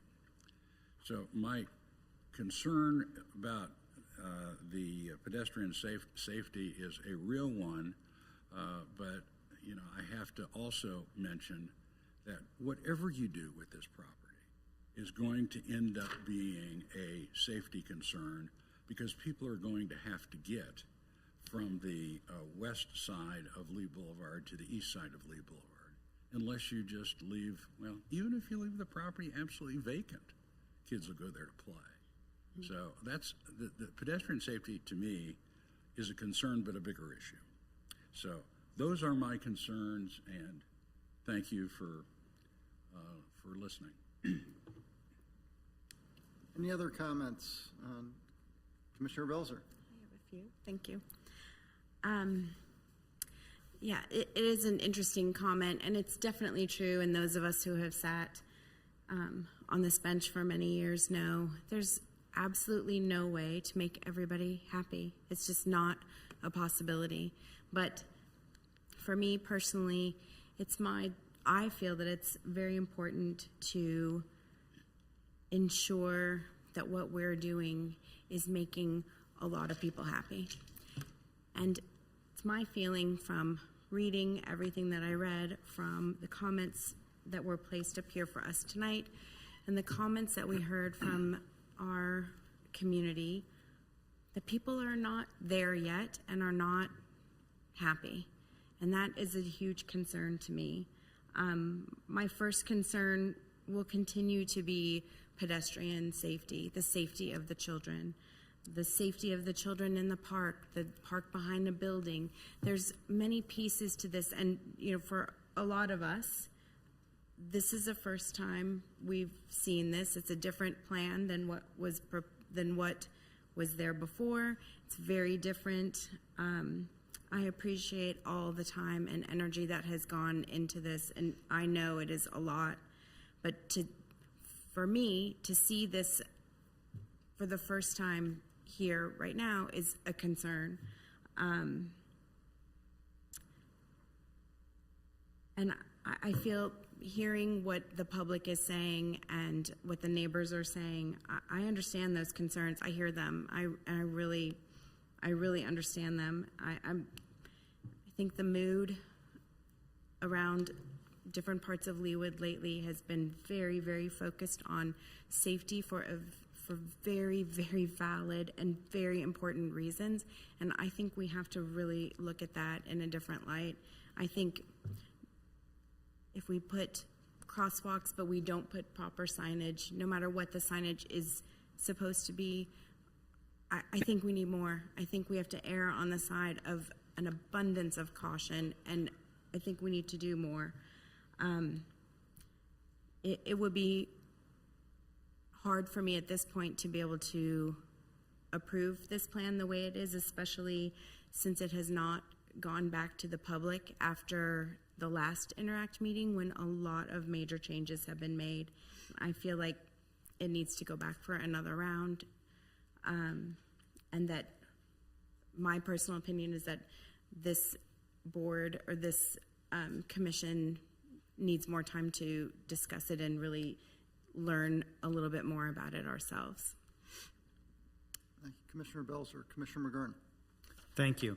I'm going to narrow my comments to two thoughts, and that does not indicate that I don't share a lot of the comments that were just made. I do, but just for the sake of time, I do want to thank everyone for the effort that was invested so far by the city staff and by the citizens. As pointed out earlier, it's happened over the years, so that's excellent. And as referenced before, I was on the Parks and Rec board, and we talked about this, I don't know, 7 years ago or something. So I am suggesting continuance so that more progress and more community influence can be made before we vote. I think the fact that I agree with the fact that us seeing this tonight for the first time and having not had a work session about this, having not had input previously, I think causes some angst. And I'd like to get to the point where I think huge progress has been made. I think more progress is needed. And now you all understand the input that we have provided in addition to the input associated with the community after a new plan was developed beyond what they had seen before. So it feels like some additional time would allow for those conversations, those updates, the progress needed to establish hopefully a final preliminary plan.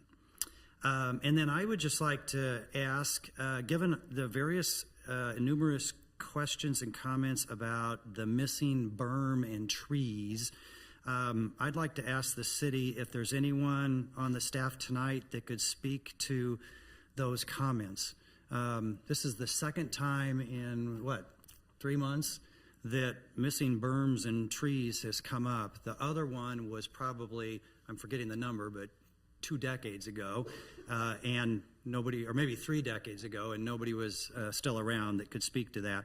But I'm curious if that berm was supposed to be much larger and if significant trees were supposed to be on it, and that was what was passed in the plan associated with the new fire station on Lee Boulevard.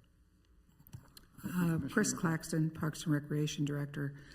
I don't remember anything about the berm with the fire station because that was not part of my overview. I do know that Mr. Shaw mentioned that he had recently met with some of our forestry group, our superintendent. There's at least 1 tree that's dead, perhaps more by now. I was up there a couple weeks ago, but I do know that the staff plans to replant those. Whatever's missing, they're going to replant those with whatever they can find, that's available at the nurseries right now. So, but I don't have any information about the berm. And I appreciate that your focus wasn't on that outside aspect of the property. Is there anybody else that was with the city 3 years ago when all this was decided?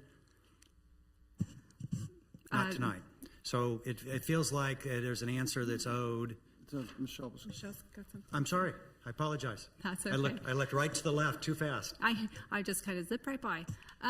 No, anybody that was currently on staff actually was not here with the planning staff, was not here when the fire station went through. So we'd have to go back and look at what the landscape plan looks like. Perfect. And work with the Parks Department to see about getting it back to what that approved plan was and double check the berm.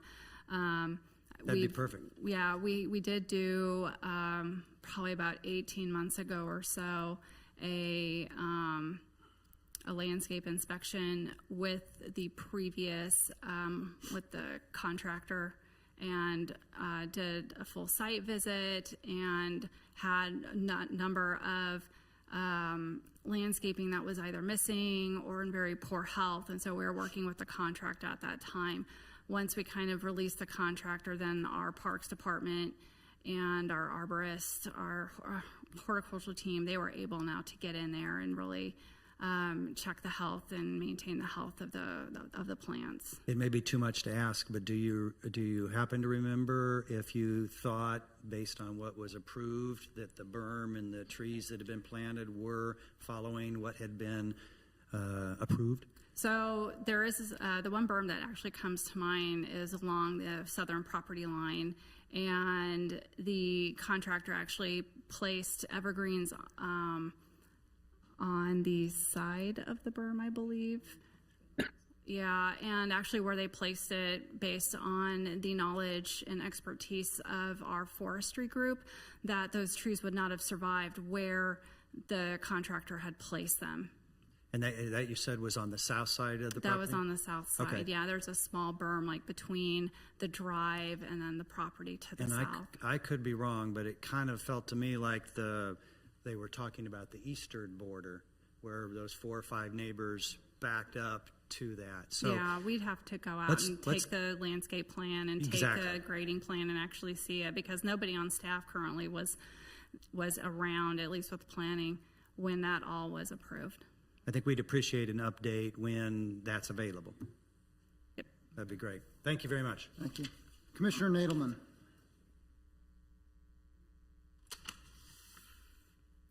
Had to unmute quick.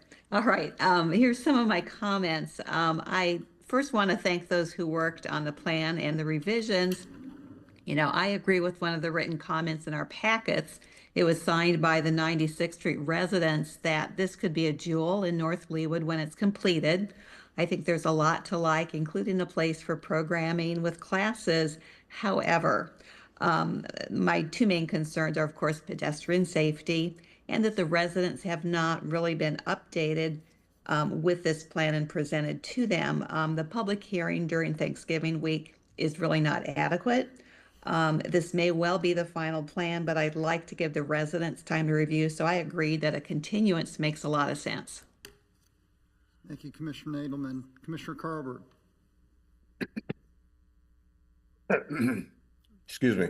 I agree with the idea of a continuance and hearing the neighbors.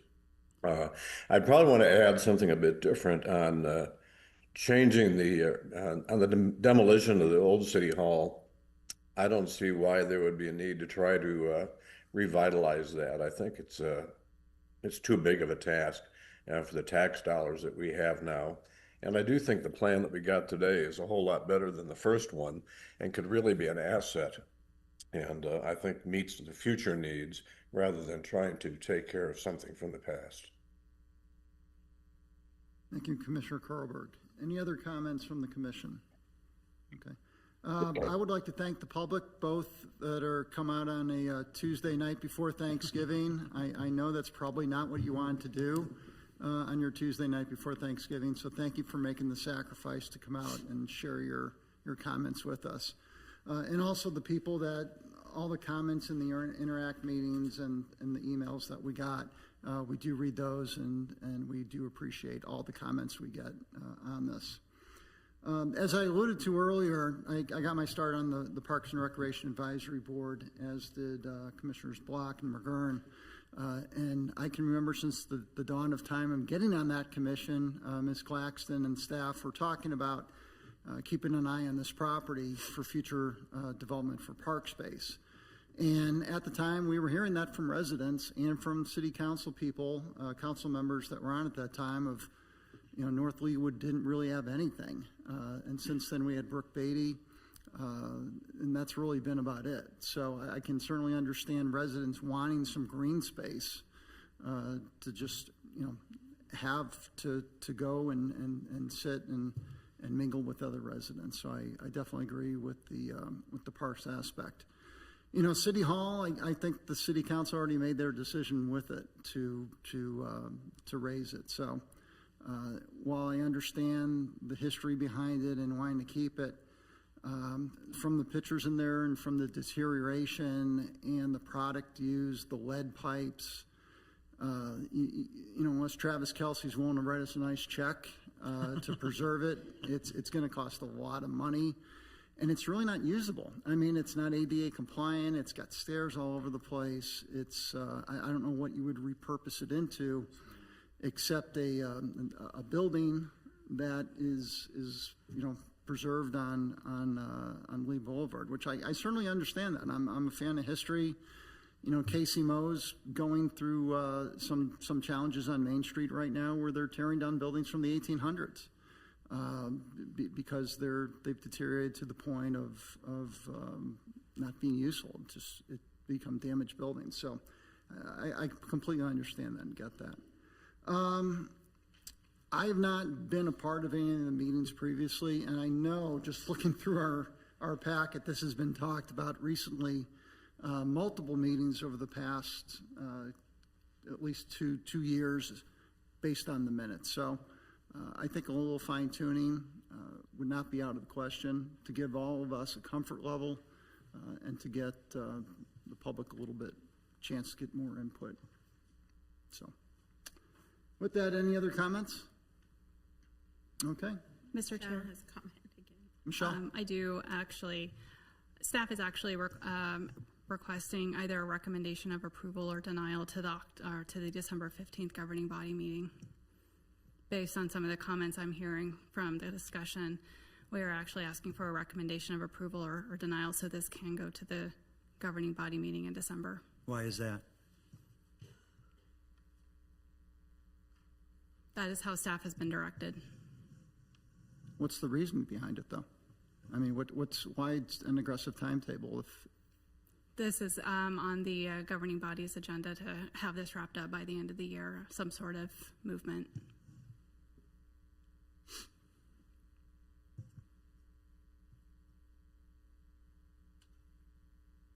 would anyone like to make a motion? Nope. Mr. Chair. Commissioner Block.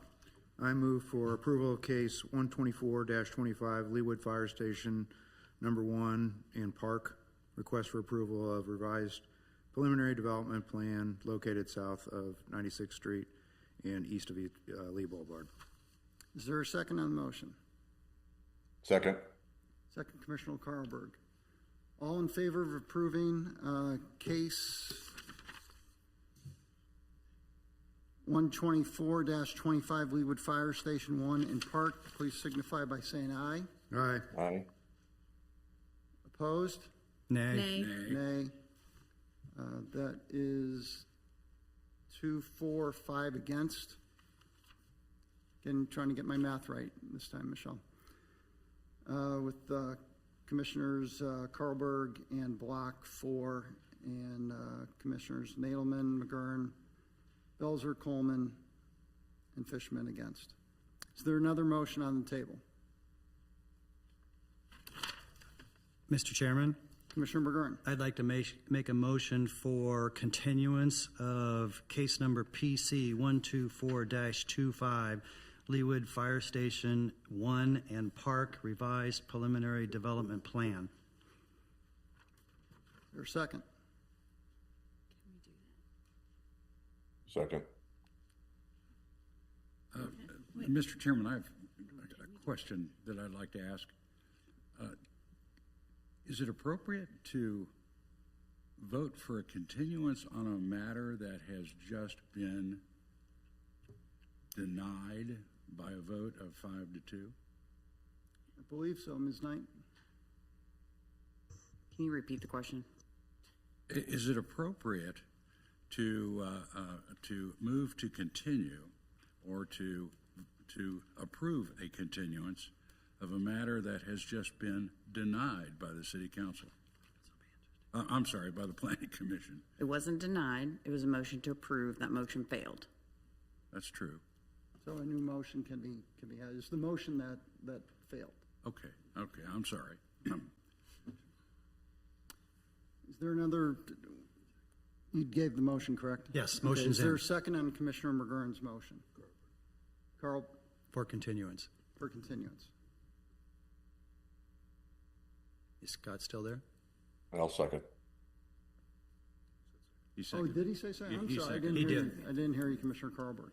Okay, Commissioner McGurran with the motion, Commissioner Carlberg with the second. Any discussion on the motion? Okay, all in favor of continuing case 12425, Leawood Fire Station 1 and Park, please signify by saying aye. Aye. Aye. Opposed?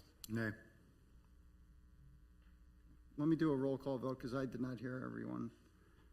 Commissioner Nadelman, Aye. Commissioner McGurran, Aye. Commissioner Belzer, Aye. Commissioner Block, Nay. Commissioner Fishman, Aye. Commissioner Carlberg, Aye. Chairman Coleman, aye. That's 1, 2, 3, 4, 5. What did I miss? Oh, 1, 2, 3, 4, 5, 6, 4, 1 against. With Commissioner Block being the negative on that one. Okay, Mr. Chair, yes. are we, is there a date certain that you're wanting to continue this to? Commissioner No. McGurran did not. No, it's give a date. open-ended for city staff to determine appropriately. My computer's dead, but I think your bylaws say it would be the next meeting. But I don't have the bylaws in front of me. Third Tuesday in January? Fourth Tuesday? Fourth Tuesday. Fourth in Tuesday in January? Can we have a work session on this before that? Well, first things first, if we put it on to the next meeting, which would be January 27th.